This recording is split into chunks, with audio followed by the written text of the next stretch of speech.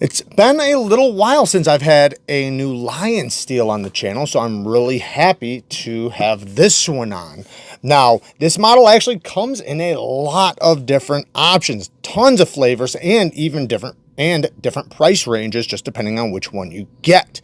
So this is in Magnacut steel with an integral handle. However, you can get the aluminum version and get it a lot more affordable. So for an Italian-made Magnacut blade with an integral, that's a really good price. You know, yeah, you can tell a little bit of difference between aluminum and titanium. The weight is a big difference, and then the texture just a little bit. But they're both going to be great materials for knives, and you can get that one a lot more affordable. In the box, it comes with a little tool. And what's cool is that this has a removable flipper tab. So you can take, which we'll talk about more here in just a minute. We'll take it off and mess with it, but you can easily take this flipper tab off and get it out of the way. So now you just have basically a hole deployment knife. Now, it also comes with an extra screw just in case if you lose one. And that same tool also works on the pocket clip if you want to flip the clip. Now, it technically only works on the body screws, and you know, this screw, it does not work on the pivot, which I'm surprised they didn't have that a little different, but you know, we'll talk a little bit about that here in a minute. Now let's go over this knife. So like I said, Magnacut drop point blade, beautiful drop point blade. Love this wedge. Nice stone washed finish. I'm not 100% sure on the Magnacut HRC. We'll talk more about that here in a minute. The titanium is done very, very well. The Italians, they tend to go a little overboard on crowning things. Well, at least Lionsteel does. If you look, you can see the flipper tab is crowned. The spine of the blade is crowned. They really like to do those little fine details, which, you know, is usually appreciated. Sometimes it can be overboard and make things slippery, but usually it's really, really good. Now, this is very slim, yet long. So it makes for having a nice, long, full-size knife that's easy to carry. This would be very, very easy to carry because it's so slim. You know, and the blade does, you know, it doesn't pop out of the handle too much. You know, it's a nice, slim profile. So that's really cool. Now, as far as the detent, listen to this detent. I love the sound of this.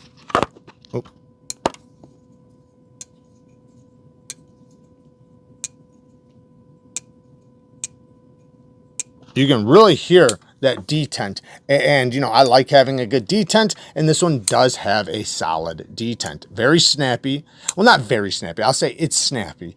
It has a good flipper tab with a nice landing zone, so when you push it, you actually have a little bit farther to push than it might look like looking from the side because of that opening. It gives you just a little bit more push. That was my fault.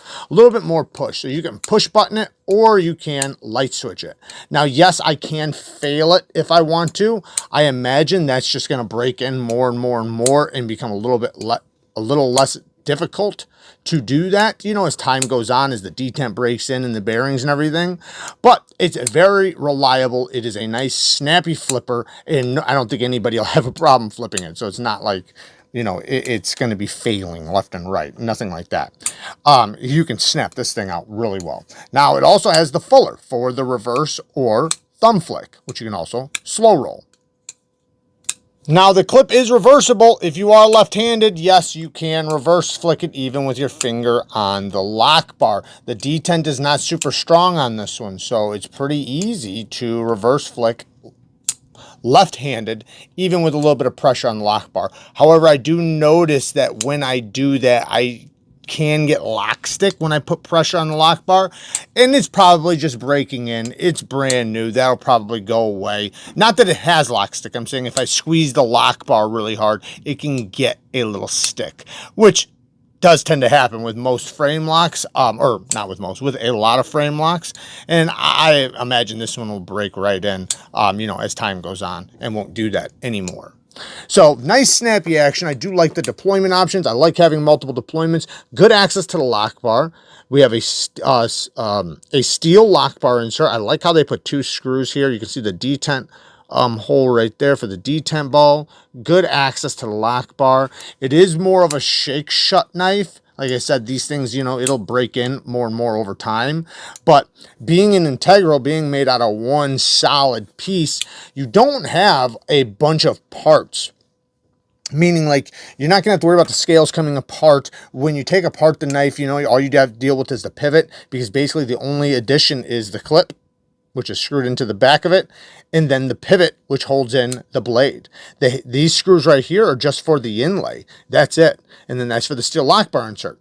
And that's for the stop pin. So, you know, there's no screws holding this knife together, which in return can have a bunch of benefits. You know, it could be slightly stronger. It could be less likely to come apart or to loosen up. It could be less likely for you to lose hardware. It can be easier to take apart. There's just a lot of reasons why that this can be very beneficial, and it is a much more expensive process to do this like this. You have to have the right machining to even do it. As far as taking off the clip, as you can see, this is extremely easy to do. Pops right out just like that, and now it is just a reverse or a thumb flicker. Now that does change the feeling a little bit because you don't have the flipper right there. Now it's comfortable with or without the flipper tab, but you know, that's just going to be a preference, what you prefer. And you know, I like having that option. I think that is really cool. I think that can benefit a lot of people, because a lot of people like multi deployments, but then some people do not want a flipper tab. So this makes it so that those people can get that flipper tab out of the way, which, you know, hey, that's awesome. So like I said, super easy to take on, or to take off and put back on. And, you know, since it comes with the tool, you can do it on the go if you want to. And like I said, it does come with an extra screw. Like I said, the ergonomics are good. It's slim. It's definitely a slim knife. It's going to be a slim carry, so that is a cool thing. And to me, it's lightweight. So it's going to be a good user overall. It's going to be one that's going to be pretty easy to get by with. Yes, it is a little narrow, but, you know, it has some nice length to it. It's not something I'd want to bear down on, you know, long term, but it's definitely a great EDC. You can see that is the over travel stop that they attached to the steel lock bar insert, so you don't unspring the lock, so it stops the lock from going that way. Now, let's talk about some little nitpicks and negatives, and I want to get back to some more things I love about it. So one thing is, when it's closed, I can technically touch the tip right here. It's not really bad, but I can do it. I can touch it. So, you know, I don't think that's really that big of an issue. It's not that much. I just wonder, after sharpening it, what it's going to be like. And going to sharpening, this is pretty thick behind the edge. I mean, like, really thick. I know Italians, they really like to make the blade geometry thick, which, you know, does not tend to benefit you in cutting. It can benefit you in toughness, but right, let me get this right. So let's look at how thick it is. So we're looking at about 30 thousandths behind the edge. I did find some spots that are like 20, 24 if I get like right on top of the bevel, but it ranges between like 24 thousandths and like 35 thousandths behind the edge, because it does taper from thinner to thicker up here. So this is a thick, slim blade. So if you try to lay back the edge angle on this, it's going to have a big bevel. So you're not going to want to lay, unless if you like a giant bevel on your knife. The problem is that it's such a narrow blade that it might not look as attractive being too big. But, you know, you can lower back a little bit, make it much more slicey, you know, and have a nice big edge bevel. Now, if you want to keep it nice and tough, you know, keep it about the angle they have it. I'm not sure what angle they have it on. I'm guessing like 25 degrees. But you know, it'll cut just fine, just like this with this edge angle, no problems at all. You know, but it's not going to be a crazy good slicer. However, it is going to be a little bit more stable as far as, you know, if you're using your knife in a way where you could potentially break the tip or chip the edge. And I really like this blade shape, man. I love this blade shape.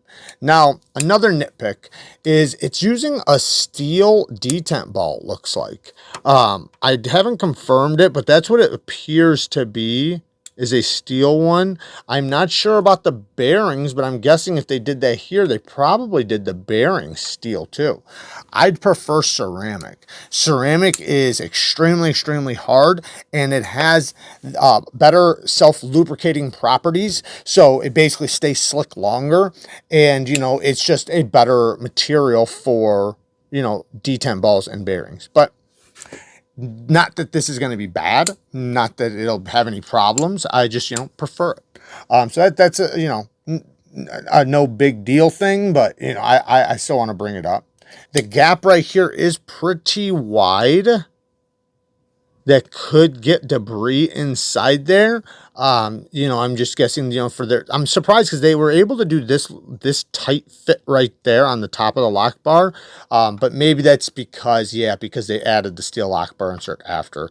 So their machining probably just doesn't, they probably don't have the wire EDM to make it super, super tight, which is not a big deal. I'm just, you know, just bringing it up. Now, the next small little thing is that this is only a T6, the little bit they sent, or the little, you know, tool they sent with the knife.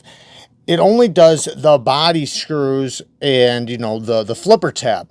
It does not do the pivot. I'm surprised they didn't do what a lot of, or some other companies have done, where they actually make a T6 here and then a T8 back here, where it's like just 2-in-1 or something like that. That would have been cool.